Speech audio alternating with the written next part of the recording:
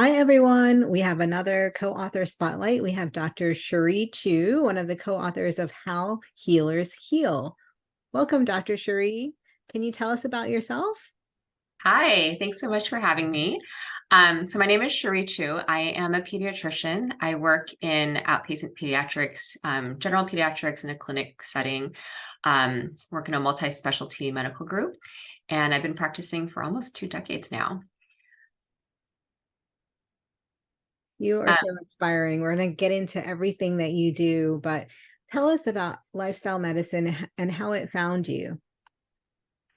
so I it just kind of fell in my lap, actually. I had been going through a hard time in my life. My mom had passed away from breast cancer. She had been diagnosed while I was in medical school. And so she had kind of this long road after that. And she ended up passing away from breast cancer like the year before I got pregnant with my twins. Actually, they were born less than a year after she passed away.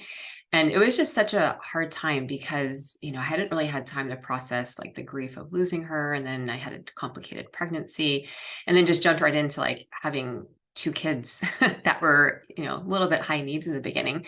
And then, trying to balance all this with working full time as a pediatrician and just all that balancing that you have to do when you become a new mom. For me, it felt just really amplified because I didn't have my mom there for even just moral support. Um, so, I think that I was, in retrospect, probably going through a period of burnout in my career. And I love my job. I love being a pediatrician. I love my patients. But it's just really hard, when you're trying to doctor as if you don't have a family and you're trying to mom as if you're not a doctor, right? And it's like two full-time jobs in essence. So I think I'm just going through a rough time. And, at one of my medical or pediatric like staff meetings, one of my colleagues had just gotten back from a conference called Healthy Kitchens, Healthy Lives. And it was in Napa Valley in the Culinary Institute of America. And I was like, whoa, that sounds awesome to be able to like eat really good food and to learn how to cook. And to this point, like I was not someone who was good at cooking. Like I hadn't taken the time to really learn. And, I went straight into school, like dorm food and then medical school. And then I was eating frozen food and hospital food. And so I just never had taken the time to really learn how to do it very well. And it's kind of like a frozen food person. So anyway, I go to this conference and, you just learn so much about how like food can be your medicine. And, having just come off the heels of losing my mom to cancer and like learning about, well, gosh, there are like things that you can do to like boost your health and maybe make that outcome less likely. And that was really what struck me. So I decided, okay, I go to this conference. I learn different techniques of cooking. I want to feed my family well. And lo and behold, I didn't realize that once I started eating differently and eating better, that I had more energy. And of course, my kids were getting older at this point. So there's probably some of that too that contributed. But honestly, like I think that dietary change at that point made a huge impact for me. But it wasn't all of it. And that wasn't, I hadn't, at that point, I still hadn't heard about lifestyle medicine. Um, so I actually kind of came across lifestyle medicine totally randomly, like someone posted it on Facebook in one of my physician groups. And I'm like, what is this? And I looked it up and I was like, oh, this is exactly how I want to practice medicine. And I went from learning about it to certifying probably within 6 months. I certified to do it. And it really changed like how I practice medicine, like how I show up in the office. And it really changed a lot, not just in like my own personal life, but really like in my professional life as well. Wow. So you went through a high stress period and found a way out by utilizing things to improve yourself and your kitchen from the inside out. That's amazing. So powerful. And your chapter is so powerful. So without giving it away, but how do you incorporate lifestyle medicine into your practice now? You mentioned, it's changed the way you practice medicine. Right. Well, as I said, I'm a pediatrician, so I work with children from 0 to 18, and that means I work with parents a lot too, right? Um, and so, I think the advice really hasn't changed because we're always talking about like eat your vegetables, get some exercise, get good sleep. But I think that the way I deliver it is different. and the way that I show up in my visits are different. And so as an example, before with kids, a lot of kids don't like to eat vegetables, right? And so, I tell them, okay, you can eat your vegetables, try to get this many servings a day. And then it was kind of like, okay, yeah. Right. And the next time I see them again, are you eating your vegetables? No. Right. So now the way that I do it, because, you kind of learn a little bit about how to do like more of a coaching style and motivational interviewing, like as part of the lifestyle medicine curriculum. And so now I ask my kids, I'm like, well, is there room for improvement in the way that you eat? What do you think? And I mean, almost always they say there's room. And so I say, well, where do you think there's room for improvement? And they'll say, I probably could eat more vegetables. I'm like, okay, well, if that's your goal, tell me which ones that you like or which ones you're okay with. And they'll give me a list. I'm like, okay, well, maybe can you add one more serving each day?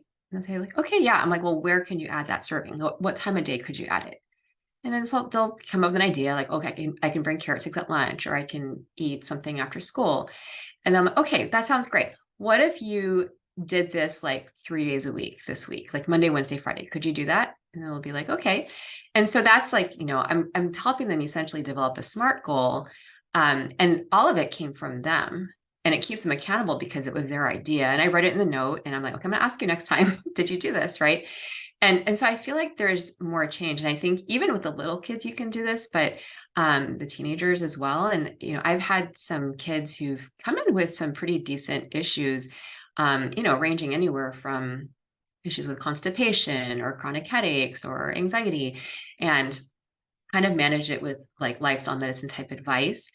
And I'll have them follow up and I'll be like, well, let's talk in 2 weeks or 4 weeks and let's see how you're feeling. And, a lot of times there is a pretty decent change, and it's just great to be able to work with like young kids. There's still some habits that need to be adjusted, especially, with the teenagers. But I think that once they see like, hey, I feel better, and they know what it feels like to feel better, then it's their choice, right? Whether they want to continue that path or they want to go back to the way they were before. And I give them, the freedom to decide for themselves. But I think that approach has been more effective. So that's kind of one way. I do a lot of like one-on-one with my patients. And another way I incorporate it is I have like canned discussions I have at each visit. Like I talk to my parents at the 2 week mark. I'm like, well, how can we teach our baby to be a good sleeper? We're not sleep training yet, but like, are there habits you can teach in the beginning that will help them to be able to sleep well down the road? And then I have a discussion at 6 months about like the impact of like screen time and, mindfulness, and how do you maintain your baby's mindfulness? And we talk about that at 6 months. So I have kind of these things that I know at each well visit I'm going to talk about that's lifestyle medicine related. And that way it's, kind of like digestible chunks, because you can't give all of it at once. That's too much, right? But I just give a little digestible chunk each time, and then we talk about it and opens up conversation and creates intention, which is really kind of my goal. That is so powerful. I mean, I love that. You're empowering the next generation to choose their own life and lifestyle with each simple little decision, little nuggets of coaching. That's so Right. powerful. Wow. Right. Yeah. And the other part that I didn't mention yet, aside from my one-on-one patient interaction, I've actually found like-minded people in my medical group. One is a co-author in this book, Teresa Hardesty. And we formed kind of a group and to promote lifestyle medicine in our medical organization, because I think that, the more physicians who know about this and implement lifestyle medicine in like our own lives, which I, honestly, when I went into it, I wasn't planning to do this for me. Like I was doing it for my patients. But then, part of lifestyle medicine is that you have to like do the things, like the recommendations, to make it real and to make it, you can't give advice on something you're not doing, right? And then you feel the results yourself. And I think probably a lot of us in lifestyle medicine realize is like once we applied it to ourselves, like, gosh, I actually feel better and I feel less stressed and I feel good. But I think that when we can roll this out to like our colleagues, then not only do they change their lives, but like how many more patients can they impact, like all their entire panel of patients. And then it's really fun to be able to kind of in a multifaceted way bring lifestyle medicine to my medical group. I know it's amazing how all of us are so passionate about lifestyle medicine and how it probably is the future of medicine and all the ripple effects through each person, each organization, each hospital, each group. That's amazing. Well, you led right into my next question of the book, How Healers Heal. Why should doctors or other healthcare professionals and patients read this book? Well, I think for doctors, it's going to be like a point of inspiration, especially if you're feeling a little bit burnt out in your practice or frustrated with like the way, medicine is currently in our current state. There's a lot of things that are out of our, like, each individual person's control when it comes to some of the frustrations that come with medicine. But there's a small percentage that is still within our control. And I think one of those things is like how we take care of ourselves is one thing, and how we show up in the office is one thing.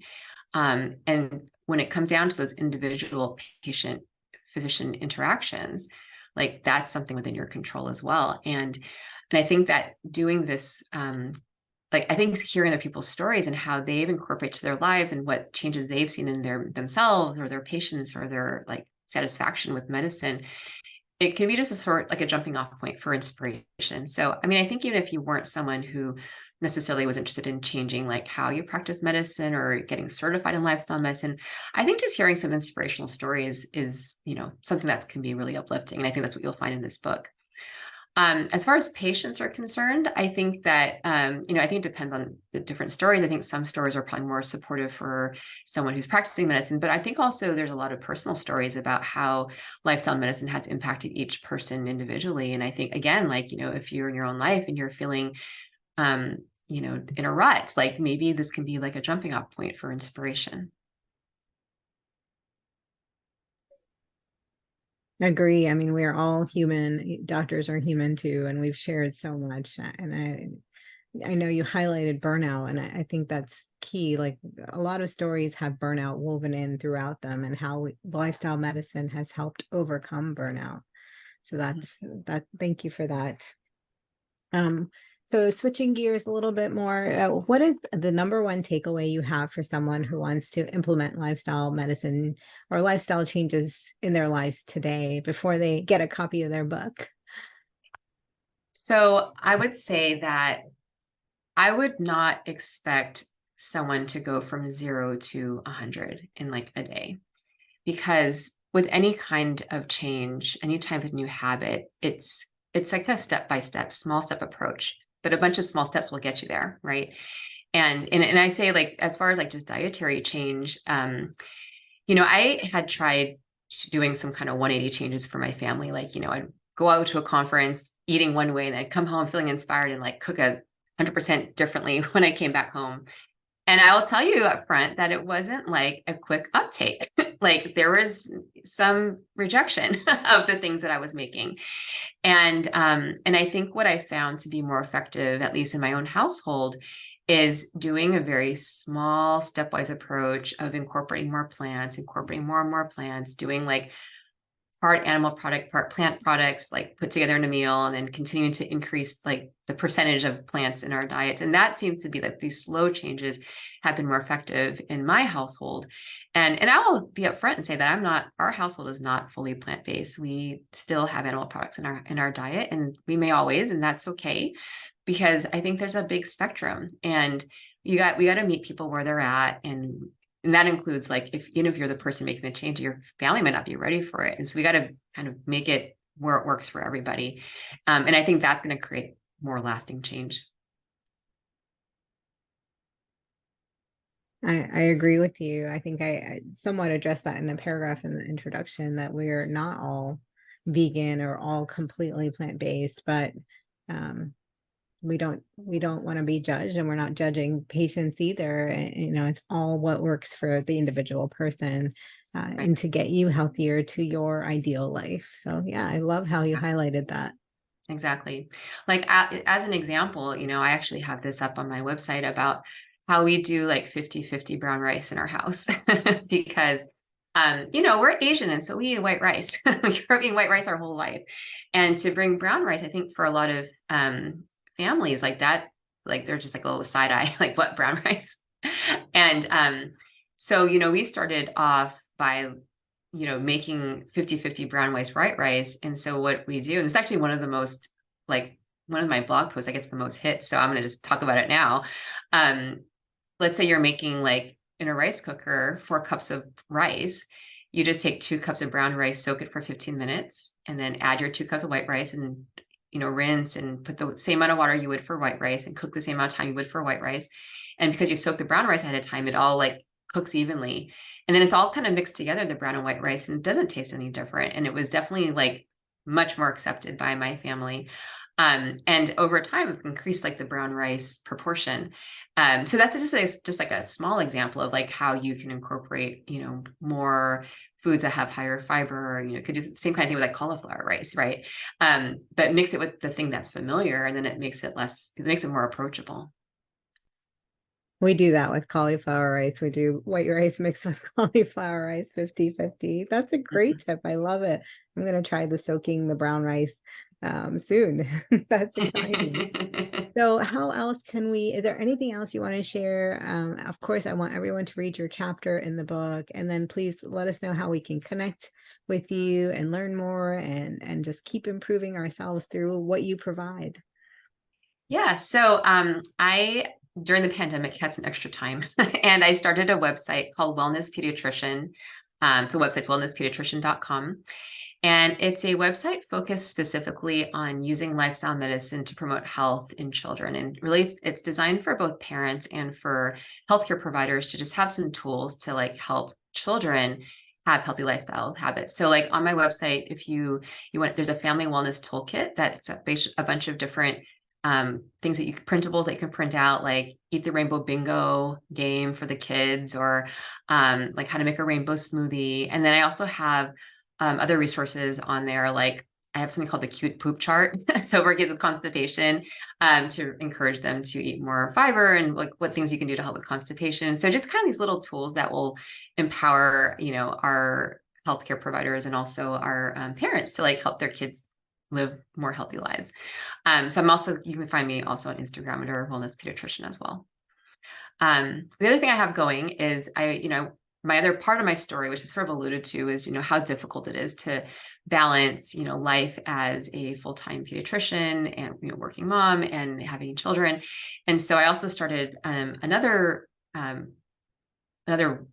organization, or a group called Dr. Mom's Lounge. And this is really specifically for physician moms, just to give support to the things that really kind of make being a mom more difficult, like the time you need to do certain things. So as an example, like, we send out recipes and meal plans every week to our members. And I try to keep lifestyle medicine concepts in mind. They're not fully plant-based meals that are on there, but they're plant forward, and they are just meant to kind of help take that mental fatigue out of meal planning, so that you just have kind of a set plan for the week. These are just the recipes you need. This is the shopping list you need. So that's one of the few things that we'll do to really kind of help support all the mom stuff that we find ourselves doing. Well, you are so amazing and so inspiring. I hope everyone comes and reaches out to you on your website and learns more. Thank you so much for your interview with us and being in this wonderful book, How Healers Heal. Thank you, Dr. Cherie. You're welcome, and thanks so much for having me.